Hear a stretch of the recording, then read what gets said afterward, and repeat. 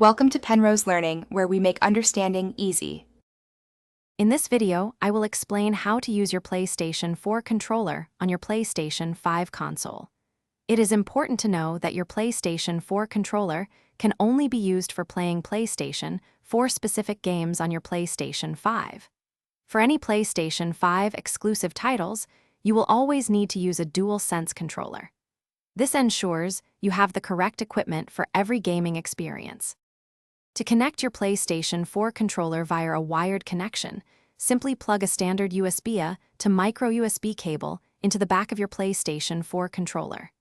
Then, connect the other end of that cable into any available USB-A port on your PlayStation 5 console. The controller will automatically recognize the connection, pair with your system, and begin to charge its internal battery. This method is quick and reliable for immediate gameplay. For wireless gameplay, you can pair your PlayStation 4 controller using Bluetooth. First, make sure your PlayStation 5 console is powered on. Then, on your PlayStation 4 controller, simultaneously press and hold both the PlayStation button and the share button for a few seconds. The light bar on the controller will begin to flash white, signaling it is in pairing mode. Now, navigate to your PlayStation 5 settings, select Bluetooth accessories, and choose your controller from the list to complete the pairing.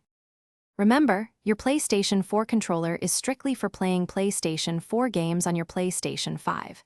It will not provide the immersive haptic feedback or adaptive trigger features found in DualSense controllers for PlayStation 5 titles. Keep an eye on its battery level. A full charge offers several hours of gameplay, but this can vary. Enjoy revisiting your favorite PlayStation 4 games with the comfort of your familiar controller. Thanks for watching. If this was helpful, leave a like and consider subscribing. See you next time.